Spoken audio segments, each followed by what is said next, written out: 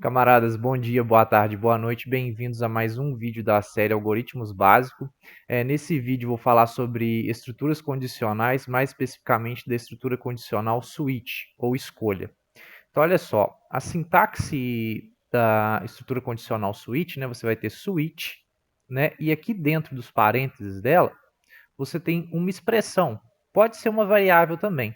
E aí é feita uma escolha de acordo com o valor dessa expressão que ela assume. Caso seja o valor 1, vai ter um conjunto de instruções a ser executado e termina a execução com o break, tá? Caso seja o valor 2, vai ter outro conjunto de instruções e o break. Você pode ter quantos casos você quiser, tá? Vai de acordo com o programa que você está escrevendo. O default aqui, né, é o padrão. É caso não seja nenhuma das opções que você tratou, tá? Aí ele entra aqui. Ele é opcional, se você quiser, você pode tirar ele daqui. Ele não precisa estar aqui, tá? E o break é obrigatório você colocar para terminar o caso. Se você não tiver o break, né, e a opção, né, o valor da expressão corresponder ao valor 1, ele vai terminar a execução do caso 1 e vai continuar executando o caso 2 até encontrar o próximo break para encerrar a execução, né? Ou se não tiver nenhum break, ele vai até o fecha-chaves, né, dentro do switch. Então o switch ele começa e termina com o fecha-chaves aqui e os casos são colocados aqui dentro. E o default é a mesma coisa, tá? Eu vou fazer um programinha aqui utilizando o switch. Não é todas as linguagens de programação que vai ter essa estrutura condicional, tá? Tudo que a gente consegue fazer com switch dá para fazer com o if. O if é uma estrutura mais geral, mas o switch, quando a gente utiliza, para alguns casos ele fica mais simples o código, fica mais fácil de entender. Então eu vou utilizar o switch aqui num programinha bem simplesinho, tá? Eu vou até copiar isso aqui e vou editando lá. Deixa eu copiar. Então eu coloquei meu programa aqui embaixo, que eu vou criar aqui. Tem aqui a inclusão dos arquivos de cabeçalho que eu vou utilizar e aqui está o main. Tá, aí aqui eu deixei com o return exit success. Esse exit success aqui é uma constante que vale 1. É porque a função main ela retorna valor. E quando ela encontra esse retorno de valor, ela encerra a execução. Então, quando você cria o projeto aqui dentro do NetBeans, ele já coloca isso aqui para você. E eu vou usar isso aqui no meu programa. Por isso que eu deixei. Quando o programa vai executar e não tem necessidade de encontrar um ponto de saída, que ele vai executar até a chave, eu não preciso colocar.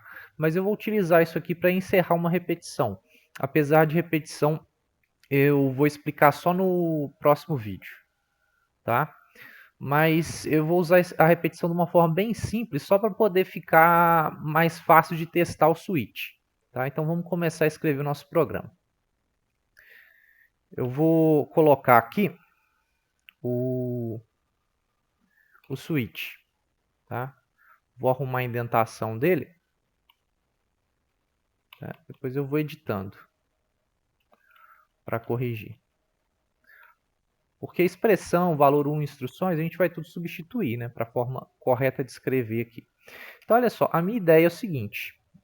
Eu vou ter uma estrutura de repetição que vai repetir indefinidamente, tá? Por enquanto, ela vai repetir indefinidamente o que tiver dentro dela. E esse switch aqui vai estar dentro dela. Deixa eu colocar aqui.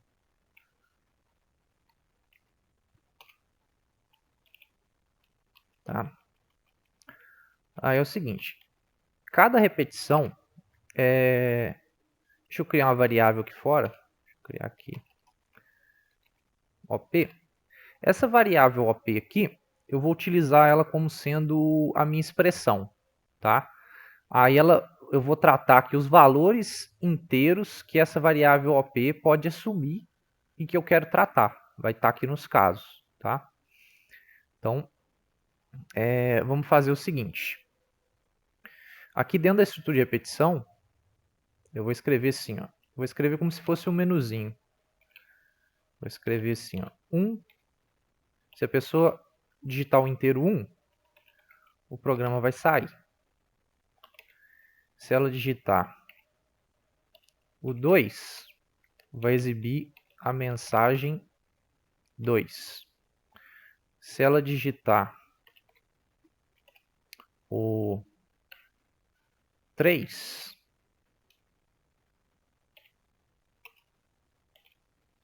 não, vou colocar mensagem 2 é a mensagem 1, é a primeira mensagem, né? Que o 1 é sair. 3 é a mensagem 2. Usar barra N. E aqui eu vou escrever entrada, 2 pontos e o espaço para ele poder digitar a opção na frente. E eu vou receber essa opção com o scanf, é um valor inteiro, porcentagem I. Então, eu vou colocar o e-comercial OP. Beleza. Então, basicamente, o que acontece? Mostra um menuzinho com as opções, né? E depois eu recebo essa entrada. Aí o switch agora vai tratar essas opções. Então, aqui no local da expressão, né? Então, pode ser uma expressão ou pode ser uma variável. Vou colocar o OP. Então, ó, o OP vai assumir valores inteiros. Então, dentro de cada caso, eu vou tratar os valores inteiros que são interessantes para o meu programa. Então, caso seja valor 1, o meu programa vai sair. Tá? Então, aqui, ó, enquanto verdadeiro, vai repetindo. Então, repete indefinidamente. Lembra que eu falei no iniciozinho aqui que o return exit success, ele encerra meu programa? Eu vou tirar isso daqui e vou colocar no caso 1.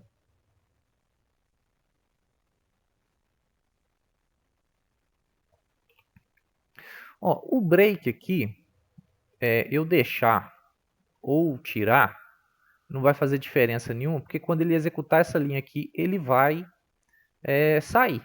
Tá? Eu vou até tirar ele aqui, porque ele não faz diferença nenhuma aqui. Tá? Aí aqui no caso 2, ó, caso OP tem o valor 2, o que eu vou fazer? Eu vou mostrar uma mensagem, a primeira mensagem. Vou colocar printf, vou colocar assim, ok, entrada 2, que é a opção 2 que ele apertou, né? Barra N.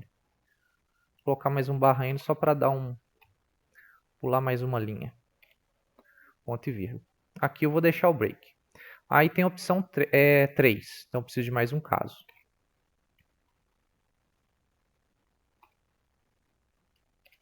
Vou colocar mais um caso aqui. Caso 3, ok, entrada 3. Por enquanto, eu vou tirar o default. Depois eu insiro o default de novo. Vou até recortar. Tá? Então, ó, como que ficou meu programa? Então, ele vai repetir, né, isso que está dentro dessas chaves. Aí ele vai mostrar esse menu, 1 para sair, 2 é para exibir a mensagem 1, 3 a mensagem 2, né? E ele vai repetindo aí de acordo com a opção, né? Caso seja 1, ele vai sair. Caso seja 2, ele mostra a mensagem que a entrada foi 2. Caso seja 3, ele vai mostrar a mensagem que a entrada foi 3. Tá? Ele não está tratando uma opção inválida. Tá? Então vamos testar o programa do jeito que ele está aqui agora. Então, ó, se eu apertar 2, olha lá, ok, entrada 2. Se eu apertar 3, entrada 3. Se eu apertar, por exemplo, outro inteiro qualquer, 7, só repetiu, tá? Porque eu não tratei uma opção inválida. Se eu apertar o 1, que é para sair, né, o meu programa encerra. Então, olha só, o último caso aqui, eu não coloquei o break, porque já tem o fecha-chaves aqui do switch, já terminou, né? Agora, deixa eu só fazer o seguinte, eu vou deletar esse break aqui, para vocês verem que se eu apertar o 2, vai mostrar essa mensagem aqui, entrada 2 e a mensagem da entrada 3. Se eu não colocar esse break. Deixa eu deletar. Vou executar de novo. Então, se eu apertar a opção 2, ele vai mostrar as duas mensagens, tá vendo? Ok, entrada 2, ok, entrada 3.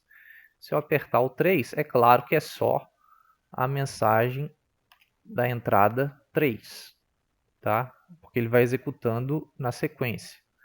Agora eu vou colocar o 1 para sair. Beleza. Deixa eu desfazer aqui para voltar ao break, tá? Aí eu vou fazer o seguinte, agora eu vou colocar o default aqui de novo. Deixa eu colocar o default. Aí eu vou ter que colocar o break aqui, né? Não, mas eu copiei com o break, né? Deixa eu botar o break aqui. Tenta sempre manter a indentação do código, né? Código bem indentado, para você ver o que pertence a cada caso, tá? E aqui no default, eu vou colocar a mensagem printf entrada incorreta. Entrada incorreta, barra N, ponto e vírgula. Vou colocar mais um barra N. Então, ó, agora ele trata, caso a opção não seja 1, nem 2, nem 3, ele entraria no default, tá? Que é o padrão. Você pode ter quantos casos você for necessário para o seu programa. Deixa eu executar aqui para testar. Então, ó, vou digitar aqui o 6, que não existe. Tá vendo? Entrada incorreta. 89. Entrada incorreta. 2. Entrada 2. 3. Entrada 3. O 1 para sair do programa, tá? Se eu não tivesse colocado essa opção aqui para sair, né? E eu usando essa estrutura de repetição aqui, que é sempre verdadeiro, o meu programa nunca ia terminar. Seria um erro de programação, tá? Mas isso aqui, essa forma de estrutura aqui com uma opção aqui dentro é até comum de você encontrar, tá? Então, basicamente, né, é assim que você utiliza o switch. Então, como eu disse para vocês, para falar a verdade, eu não lembro se eu falei, mas o switch não existe em todas as linguagens de programação, tá? O if você vai encontrar aí em todas as linguagens imperativas, vocês vão encontrar aí o if, a estrutura condicional if, porque você consegue fazer as mesmas coisas. Então, olha só, eu vou pegar aqui e vou mostrar para vocês esse mesmo programa aqui feito usando o if, né? Então, deixa eu colocar aqui, ó. Então, é o mesmo programa, tá? E aqui eu estou usando o if, ó. Tem aqui, ó, o menuzinho, recebo opção, se OP for igual a 1, eu saio do programa. Se não, se OP for igual a 2, então entrada 2. Se não, se OP é igual a 3, entrada 3. Se não, né, que seria o default, entrada incorreta. Tá?